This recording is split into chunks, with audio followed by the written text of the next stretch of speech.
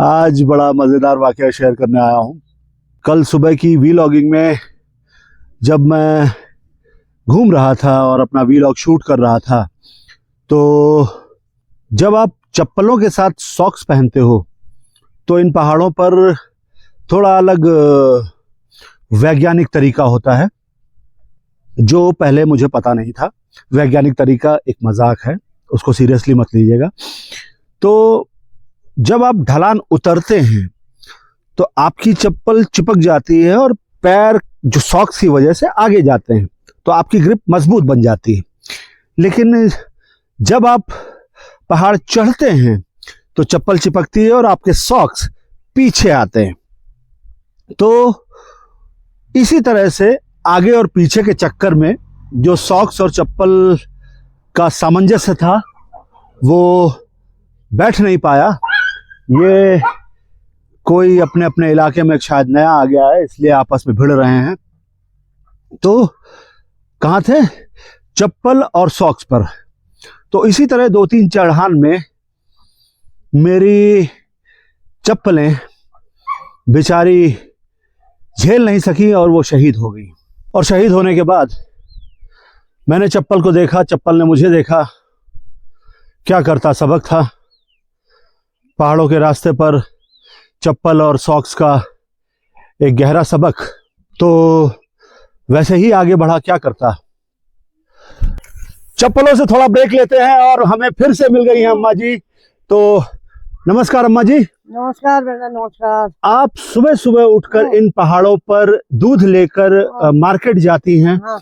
तो आप हमारे दर्शकों से क्या कहना चाहेंगी अम्मा जी, इन पहाड़ों की मजबूती और काम की जरूरत को लेकर क्या कहना चाहेंगी जिंदगी के बारे में? अरे बेटा, पहाड़ों में ऐसा है ना, पहाड़ी औरतों का ऐसा है, काम ही यही है, गाय भैंस पालना, खेती बाड़ी करना और सुबह उठ के दूध धोना और डेयरी जाना।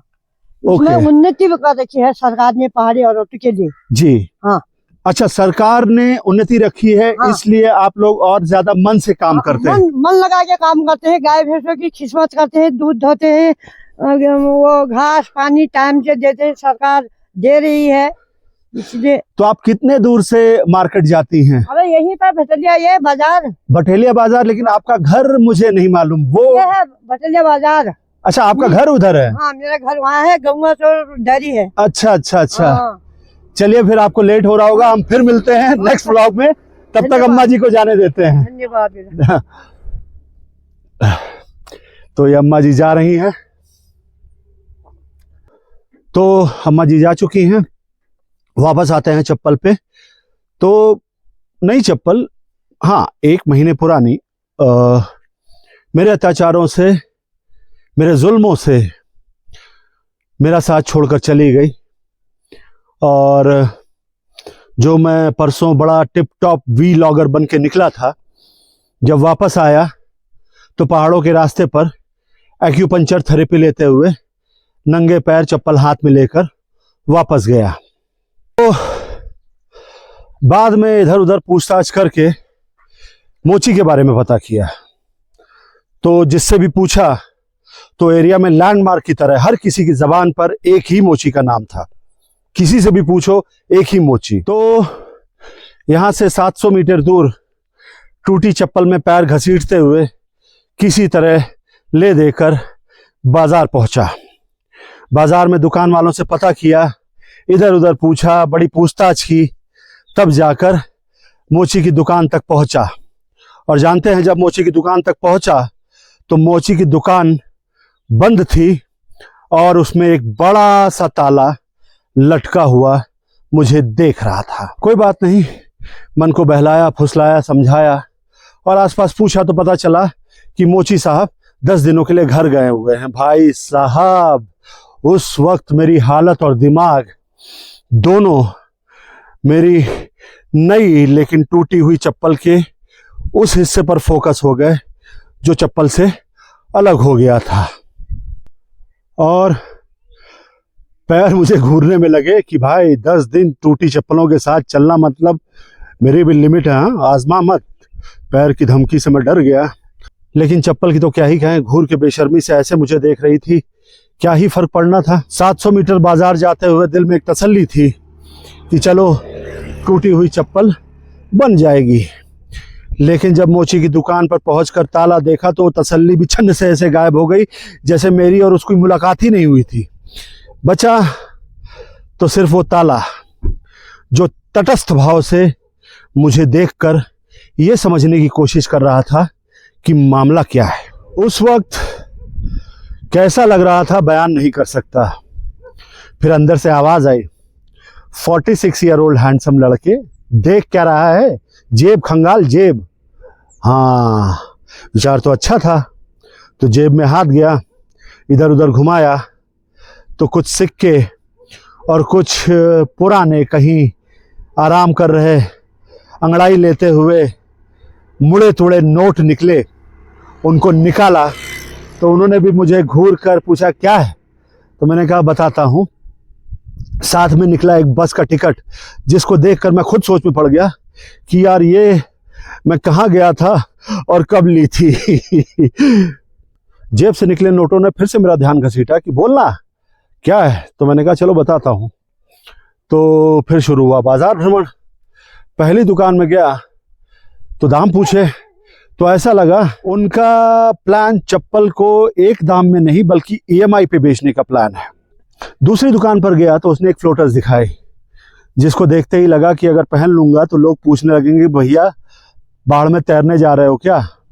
वहां से निकला, तीसरी दुकान पर पहुंचा तो वहां की चॉइसेस हैंडसम लड़के को मैच नहीं कर रही थी। मेरे भी कीड़े कम नहीं है ना, तो मेरी भी डिमांड थी कि भाई मजबूत हो, दिखने में अच्छा हो और सस्ता हो। डिमांड देख रहे हैं आप।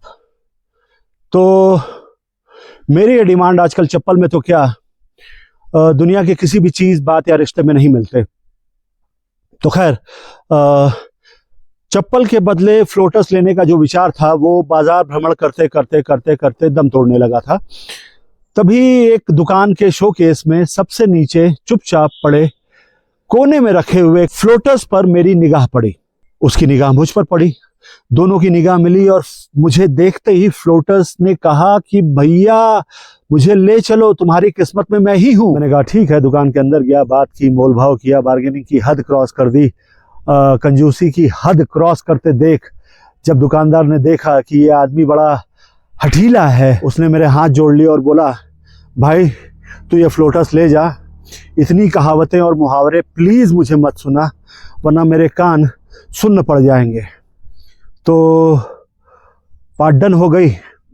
मैंने दुकानदार से फ्लोटर्स को लिया, लिखा पढ़ी की, फ्लोटर्स को पहना और फ्लोटर्स को पहनते ही मेरे पैर मुस्कुरा उठे और मुझसे बोले अपनेपन का एहसास। और मेरी वो पुरानी चप्पल मैं दुकानदार के मना करने के बाद भी उसको गिफ्ट करके आ गया फ्री में। तो जब मैं दुकान से आ रहा था तो फ्लोटर से मेरी चप्पल ने कहा भैया का ध्यान रखना, मैं तो रिटायर हो गई हूँ। ये सुनकर मैं भावुक हो गया। मैंने चप्पल से बोला सॉरी, तुमने काफ़ी साथ दिया, धूप में, बारिश में, उबड़ खाबड़ रास्तों में ज़रूरत थी। तो उसके बाद मैं उसे बड़े प्यार से दुकान के बाहर एक कोने में रख कर चला आया। तो आज जो आप मुझे अपने सामने देख पा रहे हैं वो इन फ्लोटर्स की कृपा से ही पहुंचा हूं। इनमें थोड़ा शो ऑफ है लेकिन बहुत डिसेंट हैं, आरामदायक हैं, दूसरों की तरह काट नहीं रहे। तो आज मेरे चप्पल की विदाई के एपिसोड को यहीं ख़त्म करते हैं। मिलते हैं अगले व्लॉग में। तब तक के लिए जय श्री कृष्ण, जय श्री राधे, खुश रहिए, मस्त रहिए।